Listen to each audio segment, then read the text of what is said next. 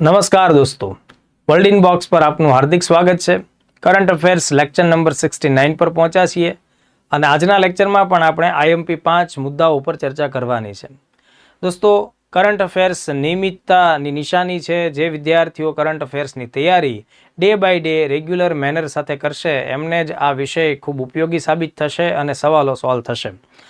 છેલ્લી ઘડીએ current affairs થાય નહીં, છેલ્લી ઘડીએ માત્ર કરંટ અફેર્સનું રિવિઝન થાય અને રિવિઝન તમને ત્યારે જ સરળ પડે જ્યારે અગાઉના સમયમાં ખૂબ સારી મહેનત તમારાથી થયેલી હોય।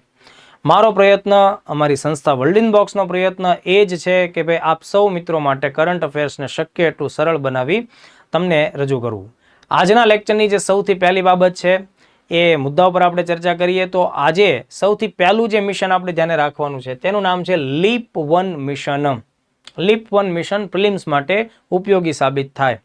મુખ્ય પરીક્ષાના જવાબોમાં પણ જો તમે આ સારી રીતે સમજ્યા હો તો એ વાતને સાંકળી શકો છો। તો લીપ 1 મિશન શું છે? ભારતની હૈદરાબાદ ખાતે આવેલી એક ખાનગી કંપની, જેને આપણે જનરલી સ્ટાર્ટઅપ એવા નામથી ઓળખતા હોઈએ, એ કંપની છે જેનું નામ છે ધ્રુવ સ્પેસ। દોસ્તો, આ ધ્રુવ સ્પેસ નામની ભારતીય કંપનીને એક ઇન્ટરનેશનલ ઓર્ડર મળેલો છે। મતલબ કે એક આંતરરાષ્ટ્રીય એમને એક કોન્ટ્રાક્ટ મળવા પાત્ર થયો છે।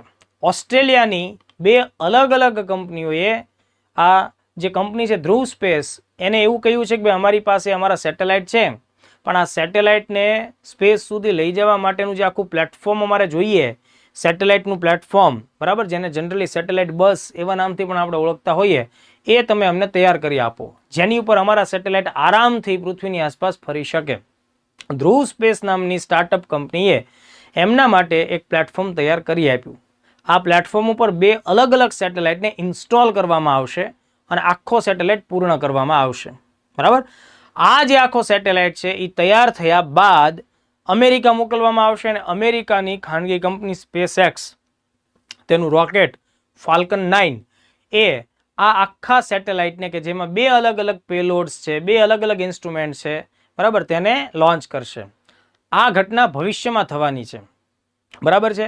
મતલબ કે અત્યારે લોન્ચ નથી થઈ, 2025ના આ જ વર્ષમાં આગળના મહિનાઓમાં આ ઘટના જોવા મળશે, પણ એની જાહેરાત અત્યારના ધોરણે થઈ ચૂકી છે કે ભાઈ અમે આ કામ કરવા માટે એકદમ તૈયાર કન્ડિશનમાં, તૈયાર સ્થિતિમાં છીએ। તો હવે આમાંથી શું શું સવાલ તમારે ખાસ ધ્યાને રાખવો પડે કે ભાઈ લીપ 1 મિશન કઈ કંપનીનું છે, કયા સ્ટાર્ટઅપ સાથે જોડાયેલું છે, એ એંગલમાં પ્રશ્ન આવી શકે। લીપ 1 મિશનમાં કઈ બે ઓસ્ટ્રેલિયન કંપનીઓ જોડાયેલી છે કે જેના પેલોડ્સ અથવા જેના ઇન્સ્ટ્રુમેન્ટ અથવા જેના નાના નાના સેટેલાઇટ્સ છે એ આની ઉપર પેલોડ તરીકે મૂકવામાં આવશે, તો એ બે કંપનીઓના નામ આપણે ધ્યાન રાખવા પડે। ફાલ્કન 9 રોકેટ સુધી પણ પ્રશ્ન જઈ શકે। હવે મેઇન્સમાં તમે આ મુદ્દાને કેવી રીતે જોઈ શકો અથવા જોડી શકો? તો આ લીપ 1 મિશન તમે મેઇન્સમાં જોડી શકો છો કે ભારતની ખાનગી ક્ષેત્રની કંપનીઓની સફળતાઓ, અને એમાં પણ સ્પેસ જેવા ટેકનિકલ ક્ષેત્રની અંદર ભારતની જે નાની નાની કંપનીઓ સફળતા પ્રાપ્ત કરી રહી છે, જેમાં ઈસરોની પણ ભૂમિકા રહેલી છે, ઇનસ્પેસ જેવી સંસ્થાઓ છે એની પણ ભૂમિકા રહેલી છે, એને પણ તમે ધ્યાને રાખી શકો છો। ભારતમાં અત્યારના સમયે આશરે 140થી પણ વધારે ખાનગી કંપનીઓ, સ્ટાર્ટઅપ કંપનીઓ સ્પેસ ફિલ્ડમાં સંશોધન કામ કરી રહી છે। આ ધ્રુવ સ્પેસ એ પૈકીની જ એક અગત્યની કંપની છે।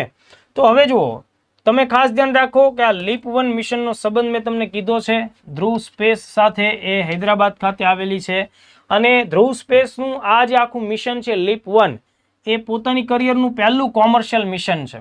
મતલબ કે નાણાં લઈ અને આ એ સુવિધાને પૂરી પાડશે। ધ્રુવ સ્પેસ સેટેલાઇટ પ્લેટફોર્મ જે વિકસાવે છે એનું નામ શું છે? P30। આ P30 ઉપર બે સેટેલાઇટને ઇન્સ્ટોલ કરવામાં આવનારા છે।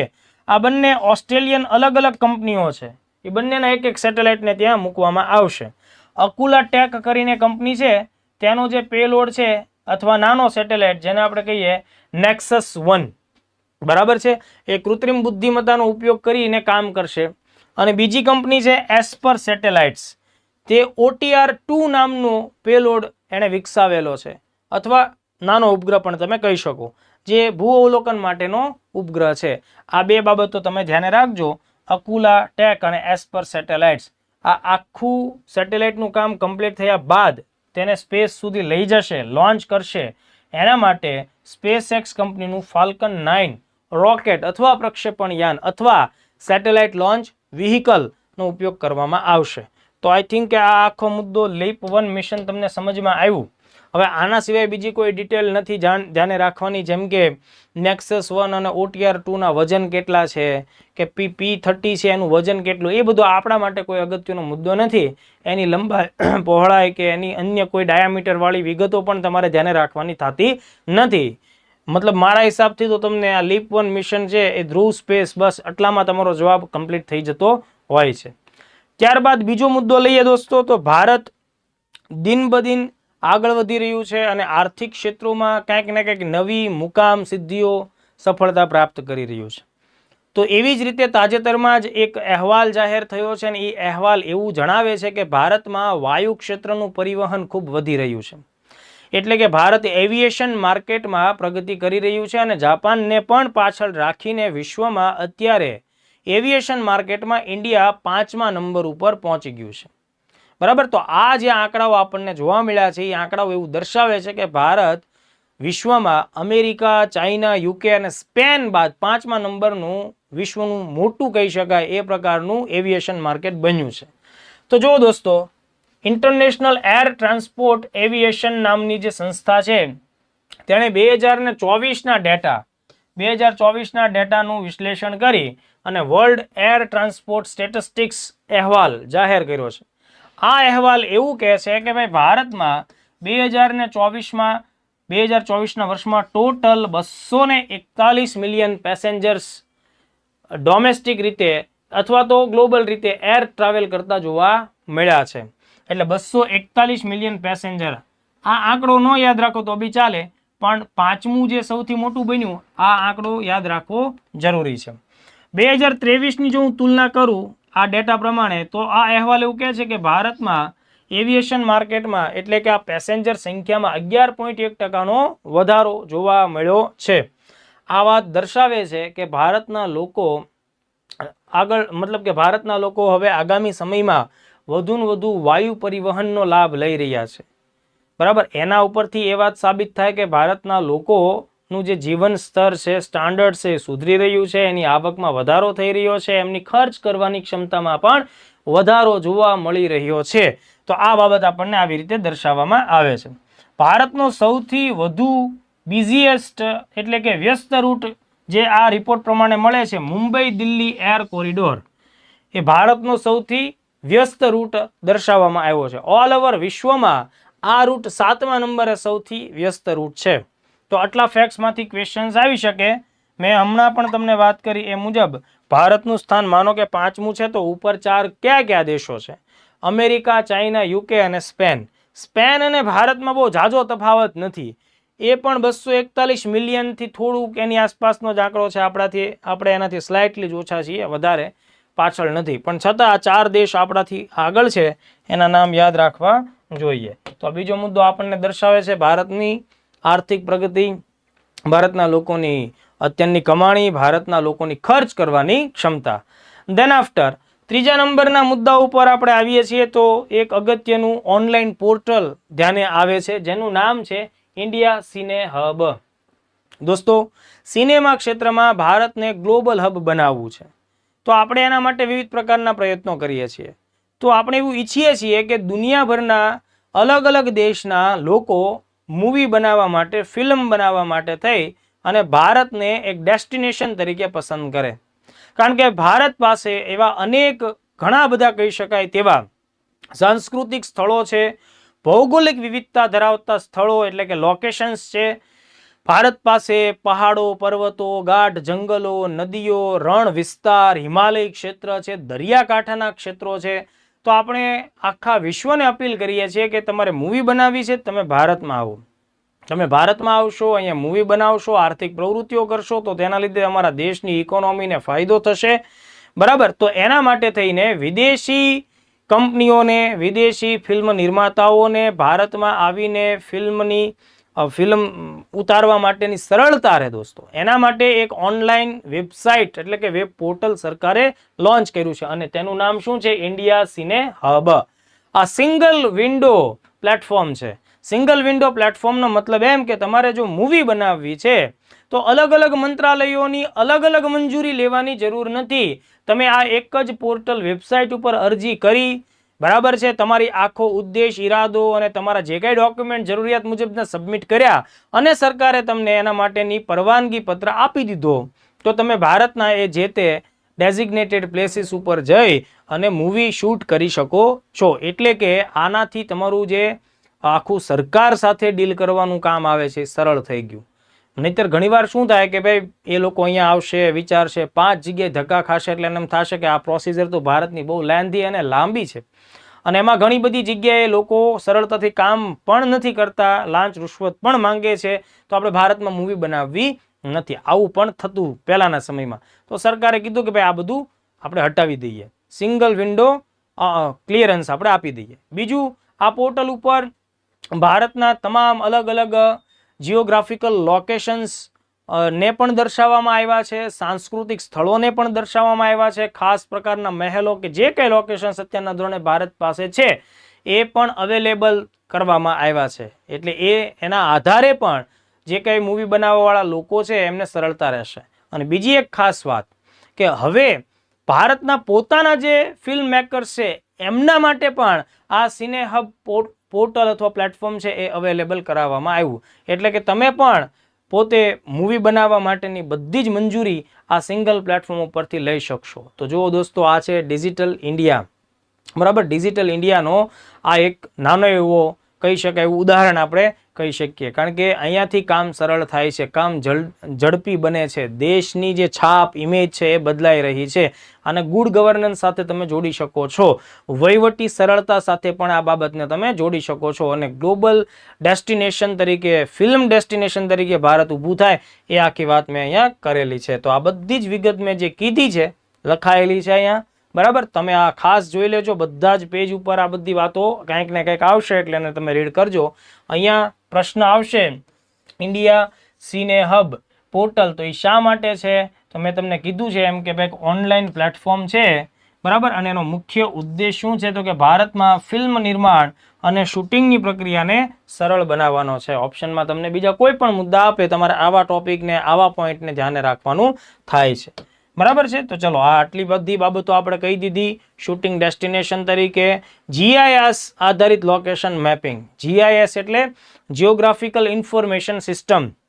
લોકેશન બતાવશે, શહેરો વચ્ચેના ડિસ્ટન્સ પણ બતાવશે, ત્યાં કેવી રીતે પહોંચી શકાય, એના રૂટ, બસથી જઈ શકાય, એર ટ્રાવેલથી કે રેલવેથી, એ બધી જે અલગ અલગ માહિતી છે એ પણ આમાં આપવામાં આવશે. તો આઈ થિંક કે આ આખું પોર્ટલ તમને ખ્યાલ આવવો જોઈએ.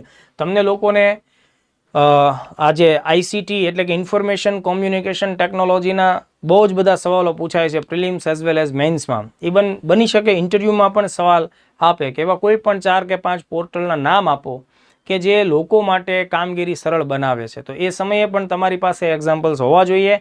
મેન્સમાં પણ આવા સવાલો ભૂતકાળમાં પણ પૂછાયેલા છે. તો ચલો, આટલા મુદ્દા આપણે ખાસ ધ્યાન રાખીએ. દેન આફ્ટર આગળનો જે ટોપિક છે દોસ્તો એ સ્વાસ્થ્ય સાથે, ખોરાક સાથે, પોષણ સાથે, બરાબર, એની સાથે સંકળાયેલો છે. ટોપિક એવો છે કે ભાઈ ભારતમાં આગામી સમયમાં એવા બટેટાનું વાવેતર થશે કે એ બટેટાની અંદર આયન એટલે કે લોહ તત્વની માત્રા વધારે હશે. જે નોર્મલ બટેટાઓમાં હશે, પોટેટોમાં હશે, એના કરતાં પણ વધારે હશે. એટલે કે એ પ્રકારના બટેટા ખાવાથી એવા લોકોને ચોક્કસ ફાયદો થશે કે જેમની જે ન્યુટ્રિશન સિસ્ટમમાં લોહ તત્વ ઓછું હશે, શરીરમાં લોહ તત્વ ઓછું હશે, એ બધા લોકોને ફાયદો થશે. કારણ કે જ્યારે આપણા શરીરમાં આયન, લોહ તત્વ ઓછું હોય દોસ્તો, એટલે કે એની સીધી અસર થાય આપણા હિમોગ્લોબિનના લેવલ ઉપર. આપણા શરીરની અંદર જે રક્ત છે જે ઓક્સિજન કેરી ઓન કરે છે દરેક અંગ અવયવો સુધી. તો જ્યારે આયનની અછત હોય દોસ્તો, જેને જનરલી આપણે એનિમિયા તરીકે ઓળખતા હોઈએ, તો એનો મતલબ જ એ થાય કે શરીરના અવયવો સુધી ઓક્સિજન પૂરતા પ્રમાણમાં પહોંચતો નથી અને એના લીધે એ શરીર લાંબા સમયે બીમાર પડે છે, કામ કરવાને લાયક રહેતું નથી, કામ ઓછું થશે અને થાક વધારે લાગશે, અણગમો રહેશે અને ઇન શોર્ટ કે તમે ઇકોનોમીમાં કોઈ ખાસ ચોક્કસ ફાયદો આપી શકશો નહીં, તમારા કરિયરમાં પણ આગળ પ્રગતિ કરી શકશો નહીં. તો આ સોલ્યુશન્સ લાવવા માટે આપણે શું કરવું પડે? તો કે ભાઈ બટેટાની જે કુદરતી જાત હોય એમાં લોહ તત્વ ઉમેરવું પડે અને એ જે નવા બીજ તૈયાર થાય એનું જ્યારે વાવેતર કરીએ તો એમાંથી એવા જ બટેટા પેદા થાય કે જેની અંદર લોહ તત્વનું પ્રમાણ વધારે હોય. તો હવે જે પદ્ધતિથી અથવા જે કોન્સેપ્ટથી બટેટામાં લોહ તત્વનું પ્રમાણ વધારવામાં આવે છે એને શું કહેવાય? બાયોફોર્ટિફિકેશન કહેવાય. તો બાયોફોર્ટિફિકેશન એટલે શું? તો કે ભાઈ કોઈ પણ પાક કે જેની અંદર ન્યુટ્રિશન્સ એટલે કે જે પોષક દ્રવ્યો છે, ચોક્કસ પ્રકારના પોષક દ્રવ્યો જેમ કે ઝિંક છે, આયર્ન છે, વિટામિન એ છે, આ બધાનું પ્રમાણ કૃત્રિમ રીતે વધારવામાં આવે, લેબની અંદર વિવિધ પ્રયોગો દ્વારા વધારવામાં આવે અને જે નવા બીજ તૈયાર થાય, તો આ પ્રકારની જે આખી પ્રોસેસ છે દોસ્તો, એને માટે આપણે બાયોફોર્ટિફિકેશન એવો શબ્દ વાપરતા હોઈએ. અત્યારના ધોરણે એવા ચોખા પણ મળતા હોય છે કે જેની અંદર વિટામિન એનું પ્રમાણ વધારે હોય, એવી મકાઈ, એવા ઘઉં, બરાબર, એવા ગાજર પણ મળતા હોય છે કે જેની અંદર ચોક્કસ પ્રકારના તત્વોનું પ્રમાણ વધારવામાં આવે. જો દોસ્તો, ઘણીવાર શું થાય કે લોકોને જમવાનું તો મળે છે, એની ભૂખ સંતોષાય એ પ્રકારનો કેલરી તો એને મળે છે, પણ જે જરૂરી પોષક દ્રવ્યો હોવા જોઈએ એ નથી મળતા. જ્યારે પોષક દ્રવ્યો પૂરતા પ્રમાણમાં નથી મળતા તો આ આખી જે સ્થિતિ છે દોસ્તો, તેને હિડન હંગર કહેવાય. મતલબ કેલરી મળે છે, તમને ભૂખ નથી લાગતી, તમે જમી લીધું છે, તમને એવું લાગે છે કે તમે તૃપ્ત થઈ ચૂક્યા છો, બરાબર છે, તમારી ભૂખ સંતોષાઈ ચૂકી છે, પણ તમારે જે માઇક્રોન્યુટ્રિયન્ટ્સ જોઈએ છે, બરાબર, સૂક્ષ્મ સ્તર ઉપરના જે પોષક દ્રવ્યો જોઈએ, જે વિટામિન્સ જોઈએ, એ નથી મળતા. લાંબા ગાળે એના લીધે શરીરમાં કેટલીક ડેફિશિયન્સી સામે આવે છે અને આ ડેફિશિયન્સી એવી હોય છે કે જેની સીધી જ અસર તમારી રૂટીન લાઈફ ઉપર, તમારી રૂટીન એક્ટિવિટી ઉપર, તમારી કરિયર, કામગીરી, બરાબર, તમારી પ્રોડક્ટિવિટી, આ બધા મુદ્દાઓ પર થતી હોય છે. તો આવા જે પોષક દ્રવ્યોની ખામી હોય ને એને હિડન હંગર કહેવાય. એટલે આવા હિડન હંગર જેવો શબ્દ પણ તમારે ખાસ ધ્યાને રાખવાનો કે માણસની ભૂખ સંતોષાય છે પણ પોષક દ્રવ્યોની જરૂરિયાતો સંતોષાતી ન હોય, આવી સ્થિતિ એટલે છુપો ભૂખમરો અથવા અંગ્રેજીમાં હિડન હંગર કહેવાય. તો આ આખો મુદ્દો prelims as well as mains બંને માટે ઉપયોગી છે. બાયોફોર્ટિફિકેશન ક્યારે કરવામાં આવે? તો ચોક્કસપણે ધ્યાન રાખો, ચોક્કસ પ્રકારના પાકમાં સૂક્ષ્મ કહી શકાય પોષક દ્રવ્ય, માઇક્રોન્યુટ્રિયન્ટ્સનું પ્રમાણ વધારવાના હેતુસર બાયોફોર્ટિફિકેશનની પ્રોસેસ ધ્યાને રાખવામાં આવતી હોય છે. તાજેતરમાં મુદ્દો કેમ ચર્ચામાં છે? તો કે ભાઈ ભારતે ચીલી પાસેથી પેરુ જે દેશ છે, નોટ ચીલી, પેરુ પાસેથી એવા બટેટા ભારતમાં વાવવામાં આવશે કે જેમાં આયર્નનું પ્રમાણ, લોહ તત્વનું પ્રમાણ વધારે હોય. તો આ મેઇન્સમાં પણ આ આઈએમપી પ્રશ્ન છે અને ખાસ ધ્યાન રાખજો. બાયોફોર્ટિફિકેશન એક એવી પ્રક્રિયા છે કે જેમાં પાકની જાતોની પોષણ શક્તિ વધારવા માટે, આ શબ્દ ખાસ ધ્યાન રાખજો, વધારવા માટે વિવિધ પ્રકારની જૈવિક પદ્ધતિઓનો ઉપયોગ કરવામાં આવે છે. એટલે આ એક પ્રકારે બાયોટેકનોલોજી સાથે સંકળાયેલો મુદ્દો છે, બરાબર. આ પ્રક્રિયામાં પાકમાં જરૂરી આવશ્યક પોષક તત્વો જેમ કે વિટામિન્સ, ખનિજોમાં ઝિંક, આયર્ન, વિટામિન એ, બરાબર, એનું પ્રમાણ વધારવામાં આવે છે. અને એનો મુખ્ય હેતુ શું છે? માલ ન્યુટ્રિશન એટલે કે કુપોષણને ઘટાડવાનું છે. ઓકે, તો આ બાબત આપણે ખાસ ધ્યાને રાખવી જોઈએ. ભારતમાં પણ બાયોફોર્ટિફિકેશનનો ઉપયોગ થાય છે. બાયોફોર્ટિફાઈડ ફૂડ ઇન્ડિયા આપે જ છે એવા વિસ્તારોમાં કે જ્યાં ચોક્કસ પ્રકારની બીમારીઓ, ખાસ કરીને જે આદિજાતિ વિસ્તારો છે એમાં લોહ તત્વ વગેરેની ખામીઓ ધ્યાને આવતા સરકાર આ પ્રકારના કાર્યો કરે છે. ઓકે, તો ચલો આટલા ફેક્ટ મેં તમને જે કીધા છે એને તમે ખાસ જોઈ લેજો. બાકીના મુદ્દા પીડીએફમાં છે અને રીડ પણ તમે લોકો કરી લેજો. આમાંથી પ્રિલિમ્સનો સવાલ આવશે, મેઇન્સમાં પણ આવી શકે. મેઇન્સમાં એવો સવાલ એ આવે કે માઇક્રોન્યુટ્રિયન્ટ્સ એટલે શું અને એની ગેરહાજરીથી દૈનિક રોજિંદા જીવનમાં શું શું તકલીફો પડી શકે. આ પ્રકારનો 10 માર્ક્સનો ક્વેશ્ચન્સ આવી શકે છે. હવે જુઓ, ભારતની અંદર જેમ અત્યારે બાયોફોર્ટિફાઈડ પોટેટોની ખેતી થાય એ પ્રકારે નિર્ણય લેવામાં આવનાર છે, ભૂતકાળમાં ભારતે એવી અલગ અલગ ફોર્ટિફાઈડ જાતો વિકસાવેલી છે. એક્ઝામ્પલ તરીકે આયર્નથી સમૃદ્ધ હોય એવી બાજરી ભારતમાં ઉપયોગમાં આવે છે, જેને ધાન શક્તિ નામ આપવામાં આવેલું છે. ઝીંકથી સમૃદ્ધ હોય એવા ઘઉંના વાવેતર અને ઉત્પાદન અને ખોરાકમાં એનો ઉપયોગ પણ થાય છે. વિટામિન એ થી સમૃદ્ધ હોય એવા ગાજર, બરાબર, જેને મધુબન ગાજર નામ આપવામાં આવ્યું છે. તો એનો પણ પ્રયોગ અત્યારના ધોરણે ભારતમાં થાય છે. પ્રોટીનથી સમૃદ્ધ હોય એવી મકાઈનો ઉપયોગ પણ ભારતની અંદર થઈ રહ્યો છે. તો આ બાયોલોજી, બાયોટેકનોલોજી, સ્વાસ્થ્ય, પોષણ બધા મુદ્દા સાથે આ નાનો એવો ટોપિક કનેક્શન ધરાવે છે. છેલ્લો મુદ્દો ધ્યાને રાખીએ. રશિયા દેશે વિશ્વની સૌથી ભારે કહી શકાય એવી ઇન્ટરકોન્ટિનેન્ટલ બેલેસ્ટિક મિસાઇલ વિકસાવેલી છે, જેને નામ અપાયેલું છે RS-28 સરમટ અથવા સરમાટ. બરાબર છે. તો અહીંયાથી પણ પ્રશ્ન પ્રિલિમ્સનો આવી શકે. તમને એવું પૂછી શકાય કે RS-28 સરમટ કયા દેશ દ્વારા વિકસાવેલી દુનિયાની સૌથી ભારે ઇન્ટરકોન્ટિનેન્ટલ બેલેસ્ટિક મિસાઇલ છે, ICBM છે? તો તમારો જવાબ આવશે રશિયા. ICBM કોને કહેવાય? તો કે એવી બેલેસ્ટિક મિસાઇલ કે જે ઓછામાં ઓછા 5500 કિલોમીટરના અંતર ઉપર પ્રહાર કરવા માટે સક્ષમ હોય. એટલે કે ઓછામાં ઓછું હું કહું છું એટલે કે આનાથી પણ વધારે હોવું જોઈએ. તો આવી બેલેસ્ટિક મિસાઇલ હોય એને ICBM ઇન્ટરકન્ટિનેન્ટલ બેલેસ્ટિક મિસાઇલ કહેવાય. આંતરમહાખંડીય બેલેસ્ટિક મિસાઇલ એવું એનું ગુજરાતી આપણે કરીએ. પશ્ચિમના દેશો એટલે કે યુરોપીય દેશો અને નાટો સંગઠન છે એ આ RS-28 સરમટને સતન 2 એવા નામથી પણ ઓળખે છે. એટલે વિધાનવાળા ક્વેશ્ચન્સમાં આ તમારે ધ્યાને રાખવું. 3 તબક્કામાં ઈંધણ દહનની પ્રક્રિયા, ઈંધણ પ્રવાહી સ્વરૂપે છે. રેન્જ જુઓ ભાઈ 18,000 કિલોમીટર છે. ભારત પાસે સૌથી લાંબા અંતરે એટેક કરતી મિસાઇલ છે એ અગ્નિ 5 છે અને જે આશરે 5800 કિલોમીટરની પ્રહાર ક્ષમતા ધરાવે. એની તુલનાએ જુઓ તમે તો આ રશિયાની RS-28 18,000 કિલોમીટરની રેન્જ ધરાવે. વોરહેડ 10 ટન, 10 ટન, 1 ટનમાં 1000 kg આવે એટલે 10,000 કિલોગ્રામ જેટલો વોરહેડ એટલે કે વિસ્ફોટક સામગ્રીનું વહન કરે છે. અગ્નિ 5ની જો હું વાત કરું તો આ 1500 kg સુધીનું વોરહેડ કેરી ઓન કરે છે. આનું કુલ વજન દોસ્તો 208 ટન છે. બરાબર છે, 208 ટન. ઝડપ એની 20 મેક છે, લંબાઈ 35.3 મીટર છે. એક સાથે ઝાઝા બધા ટાર્ગેટ 16 જેટલા અલગ અલગ લક્ષ્યાંકોને એ હિટ કરી શકે છે. ન્યુક્લિયર એટેક કરવા માટે પણ સક્ષમ છે. ફીચર્સ ન ધ્યાને રાખશો, મતલબ યાદ ન રહે તો જવા દેવા.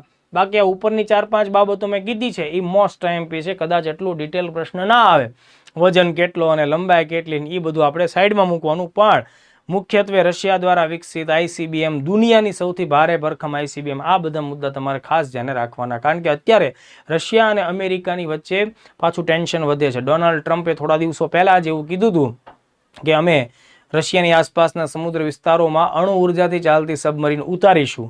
ત્યારે રશિયાએ જવાબ પણ આપ્યો કે અમારી પાસે તમારા કરતાં વધારે અણુ ઉર્જાથી ચાલતી સબમરીન્સ છે એટલે અમે સ્વાગત માટે તૈયાર પણ રહેશું. તો આ બધા મુદ્દાને લીધે આ બંને દેશનું ટેન્શન વધે છે અને એવામાં રશિયાએ આનું પ્રદર્શન પાછું હમણાં કર્યું. જો ભાઈ અમારી પાસે આ પણ છે. એટલે આ બધું જોઈ જાણીને પછી નિવેદનો આપવા. તો ચાલો આજના મુદ્દાઓને અહીંયા અટકાવીએ છીએ. ફરી પાછા મળીએ નવા ટોપિક સાથે. ખાસ યાદ રાખો કે સપ્ટેમ્બરમાં 7મી તારીખે DYSO પ્રિલિમ્સ છે. તો રીડિંગ ખૂબ વધારજો અને સાથે હવે 1 મહિનો જ બાકી છે તો રિવિઝન ઉપર પણ ખાસ ફોકસ કરજો. મળીએ. જય હિન્દ, જય ભારત.